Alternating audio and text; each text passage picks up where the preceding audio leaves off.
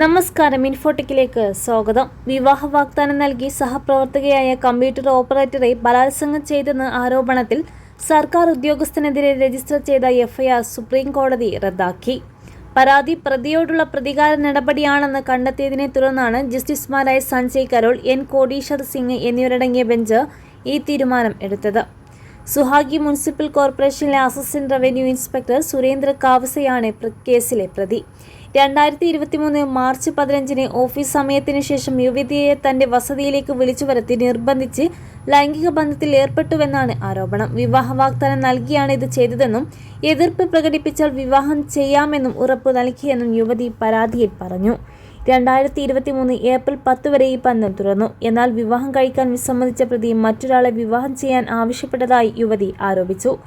യുവതി വിവാഹിതയാണെന്നും ഒരു മകനുണ്ടെന്നും വ്യക്തമാക്കിയിരുന്നതായി അവർ അവകാശപ്പെട്ടു. 2023 ഏപ്രിൽ 24 യുവതി ആത്മഹത്യാ ഭീഷണി മുഴക്കുകയും പ്രതിയുടെ വസതിയിലെത്തി അസഭ്യം പറയുകയും എലിവിഷം കഴിക്കുകയും ചെയ്തുവെന്ന് ആരോപിച്ച് സുരേന്ദ്ര കാവസ പോലീസിൽ പരാതി നൽകി. അദ്ദേഹം മുനിസിപ്പൽ അധികാരികൾക്കും പരാതി നൽകി. ഇതിനെ തുടർന്ന് യുവതി കാരണം കാണിക്കൽ നോട്ടീസ് ലഭിച്ചു. സ്വഭാവം ശരിയാക്കണമെന്നും അല്ലാത്തപക്ഷം ജോലിയിൽ നിന്ന് പിരിച്ചുവിടുമെന്നും അധികാരികൾ മുന്നറിയിപ്പ് നൽകി.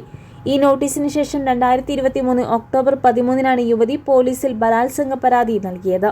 ഇരുവരും 5 വർഷമായി സഹപ്രവർത്തകരാണെന്നും ഈ കാലയളവിൽ സൗഹൃദം ശാരീരിക ബന്ധത്തിലേക്ക് വളർന്നുവെന്നും കോടതി നിരീക്ഷിച്ചു.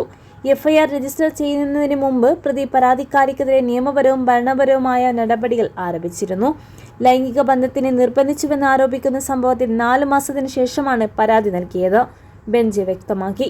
2025 ജനുവരി 27 മധ്യപ്രദേശ് ഹൈക്കോടതി എഫ്ഐആറും കുറ്റപത്രവും റദ്ദാക്കാൻ വിസമ്മതിച്ചതിനെ ചോദ്യം ചെയ്താണ് സുരേന്ദ്ര കാവസെ സുപ്രീം കോടതിയെ സമീപിച്ചത്. ഭാരതീയ നാഗരിക സുരക്ഷാ സംഹിതയിലെ സെക്ഷൻ 528 പ്രകാരമുള്ള അധികാരം ഉപയോഗിച്ചാണ് സുപ്രീം കോടതി എഫ്ഐആർ റദ്ദാക്കിയത്.